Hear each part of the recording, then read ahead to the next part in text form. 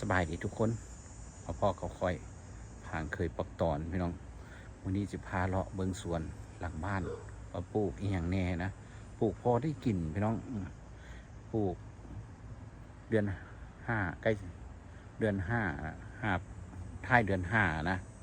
เดือนหกเดือนเจ็ดพุ่นแหละเดือนเจ็ดก็เริ่มจะได้กินได้กินประมาณเดือนหนึ่งพี่น้องส่วนบักทั่วนะเก็บงวดหนึ่งเอาไว้เห็ดพันธุ์งวดที่สองเนี่ยเก็บกินวันนี้จะพาไปเบิงสวนหลังบ้านพี่น้องอยู่อเมริกาปลูกพอได้กินพี่น้องเพราะว่าเขาอยู่เมืองหนาวเดี๋ยวเดือนหน้าก็หนาวแล้วไปเบิงกันเบิงอย่างอีกแล้วนะเบิงอย่างมีอีหยังมาโซมือนี่มีอย่างมาอ้างเนี่ยมีอย่างมาเสียวในอันนี้นะในเลยในหอมปีโบเกซ้ำยังโบเกเธอเอาเฝ้าเด็ดมันไหมมันละเปื่อยก่อนนะหอมเปใบเลื่อยหอมพาสมส่วนพี่น้องเก่านี่แหละบ่ได้ไปใส่แล้วบ่ได้เข้าป่าเด้อพาสมเบิ่งเมียคอยปลูกเขาเนี่ยเสียวเอาให้เอามาเลี้ยงเอาทำมาเลี้ยงเอางามเลยหอมห้วยๆเลยเนี่ย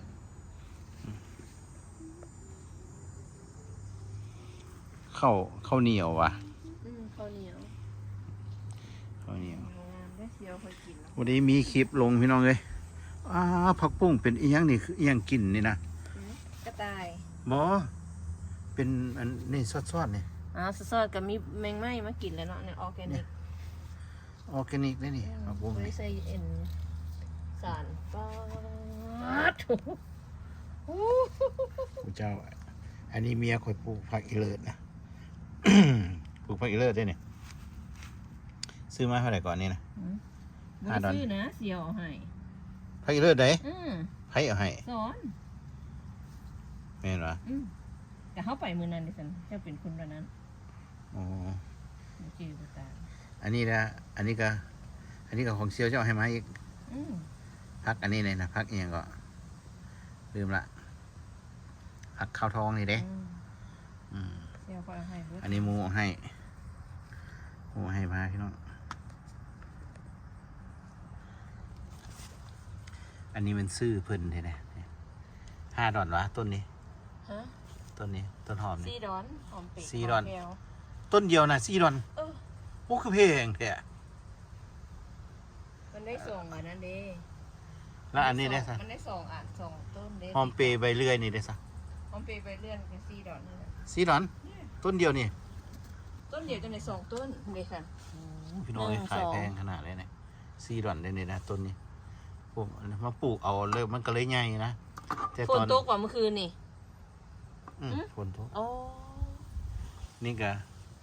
ตะกี้อันนี้น้อยหนึ่งนะมาเลี้ยงเอาแล้วมันก็ใหญ่ขึ้นเลยว่าเด็ดละแตกงาออกได้อันนี้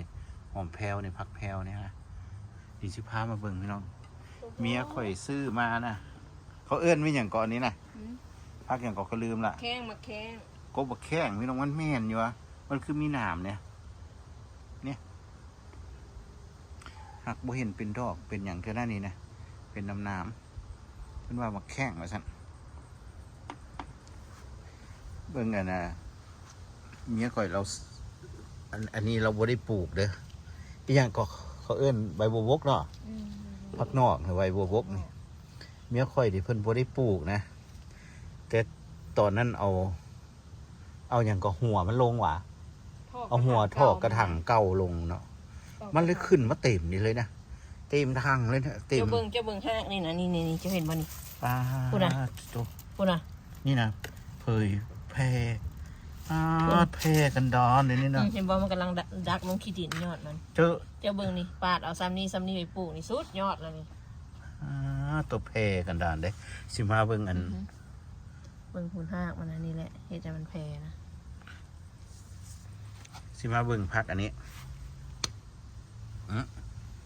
พักอันนี้เมียข่อยซื้อมาจากต่างประเทศเนี่ยประเทศลาวซื้อมาจากประเทศลาวคุณเด้อปกไก่นึงก็หาก็เห็นอันนี้ข่อยเท้าเกลือพักอย่างเกาะอันนี้นะกันจองพักกันจองไม่น้องเมียข่อยเอามาปลูกมาวานแล้วก็มาปลูก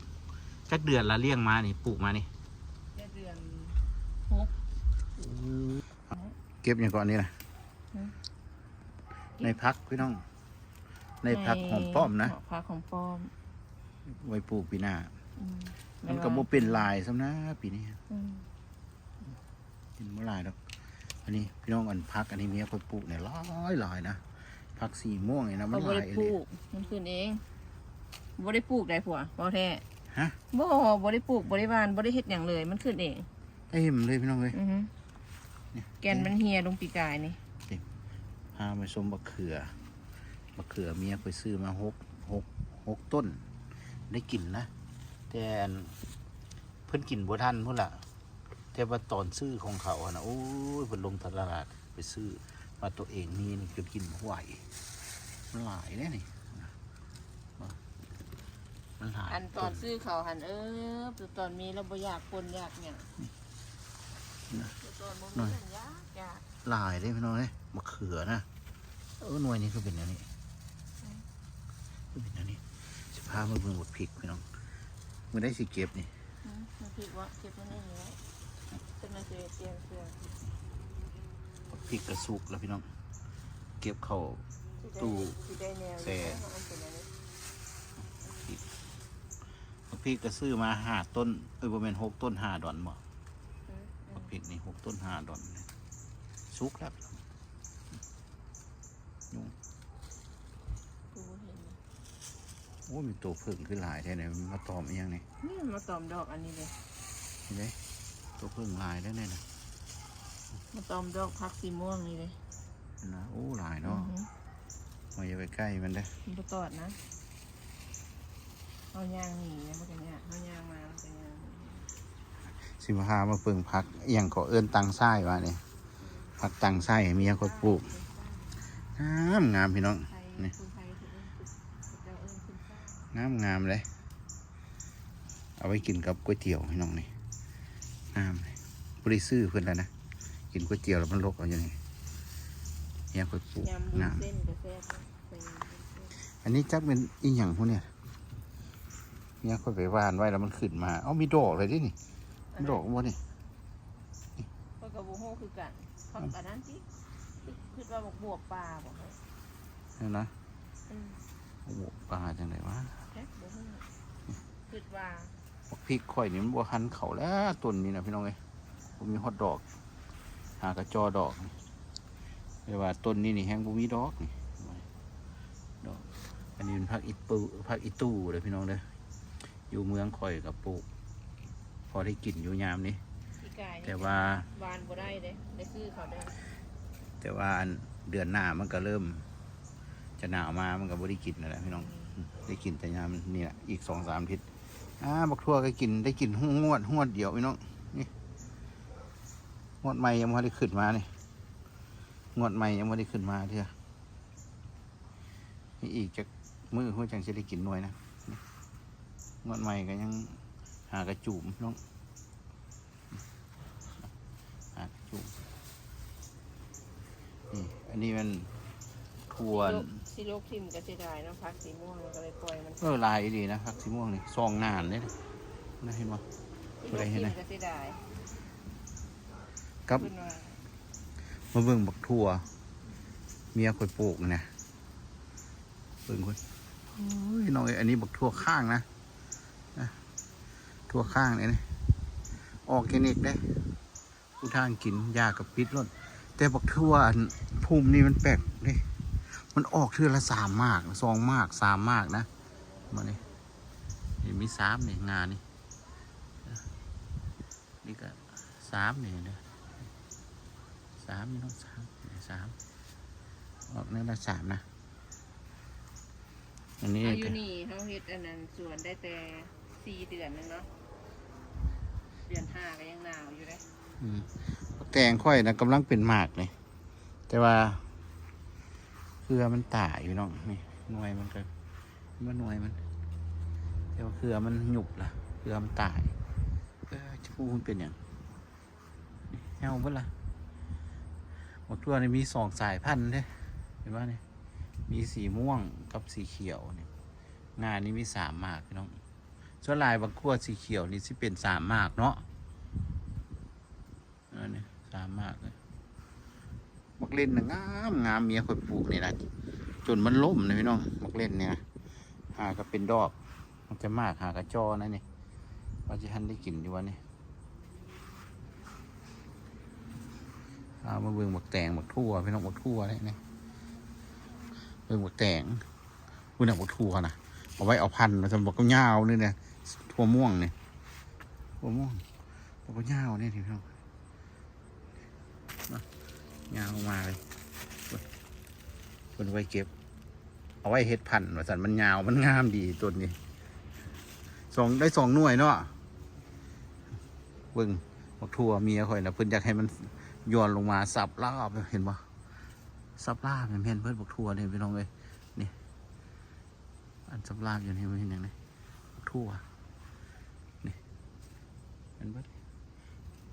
แต่ว่าอยู่เทิงก็เยอะได้มันโบยอนลงมาอะไรเนี่ยทั้งลุมเป็นบักแตงพี่น้องทั้งลุมนี่มันบักแตงเด้อนี่เห็นดิแตงมันมีหลายหน่วยเยอะอยู่ลุมเลยนะบักแตงพี่น้องแตงขาวแตงเขียวนี่อันนี้เป็นมันเผาพี่น้องนี่ปลูกมันเผาไว้บ่ได้กินดอกนี่อยู่บัดทุกแจอันพักสีม่วงนี่นะนี่ทุกแจปีนี้ก็สิปล่อยมันเป็นมากหลายเบิ่งเดี๋ยวแกนมันไว้ขายเบิ่งอันนั้นบักทั่วตัวนี้นะมันเป็นตัวเลขเลยพี่น้องบิสเนสใหญ่มันเป็นเลขเนี่ยบักทั่วตัวนี้มันเป็นเลขพี่น้องจะมันเลขอย่างไรเลข8เลข9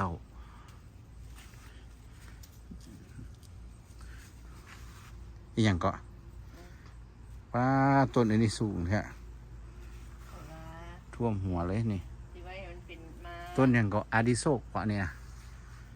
ต้นอาดิโซกวะสูงๆนี่ซันโชคซันโซกมันเป็นดอกอยู่วะซันโชคกินหัวมันว่าเป็นดอกฮะดอกก็เป็นอยู่วะดอกก็เป็นแล้วเนาะก็เป็นดอกตะเวนท่านนี่โอ้ตะเวนน้อยตะเวนน้อยเขาเอิ้นว่าซันโชคเพิ่นปลูกดอกไม้พี่น้องทางนี้นะปลูกดอกไม้แล้วก็ปลูกหัวยังก็หัวสีไข่หัวตะไคร่เนี่ยนะมันปลูกหัวตะไคร่นะหัวสีไข่จะเป็นพุ่นเหมือนกันหัวสีไข่หัวตะไคร่เนี่ย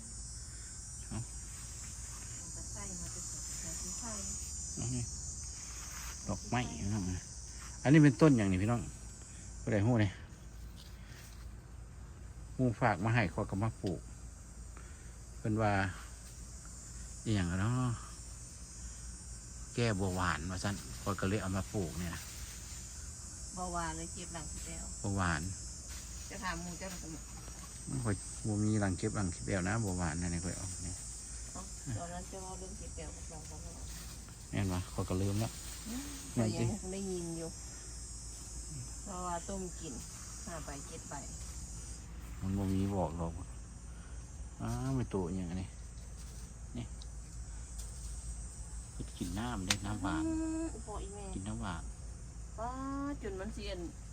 อันนั้นละกินน้ำหวานนะมันจะสีคลายเลือดแล้วหัว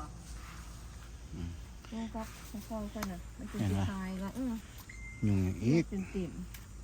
อันนี้นะพี่น้องส่วนหลังบ้านเดือนหน้าก็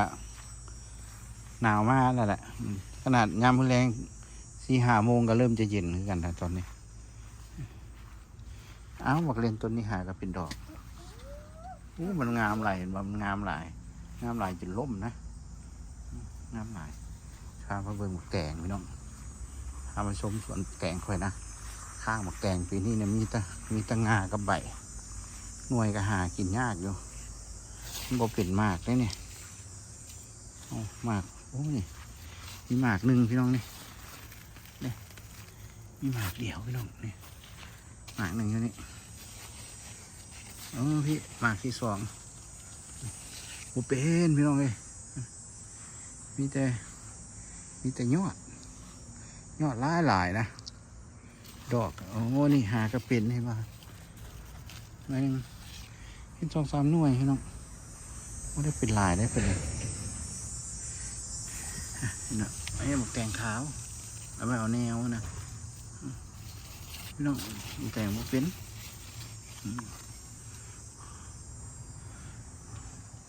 ว่าเป็นมีตะคือครับพี่น้องเอ้ยคือหลายใช่ไหมบักแตงเลยขอบใจขอบคุณหลายๆเด้อพี่น้องเด้อผู้ใดเข้ามาเบิ่งคลิปค่อยก็ได้ ที่เบิ่งคลิปค่อยให้จนจบเนาะขอบคุณหลายๆอยู่เมืองนอกมันก็เป็นประมาณนี้พี่น้องกับบ่ฮู้ว่าสิเอาอย่างมาให้เบิ่งนะบ่ฮู้สิไปถ่ายอีหยังเพราะว่าสิไปย่างโลโลเลๆบ่ได้มันบ่คือบ้านเฮาเลยอยู่นี่พี่น้องอันตรายสุดเอาขอบคุณพี่น้องขอปิดคลิปไว้สักนี้แหละขอบคุณหลายๆ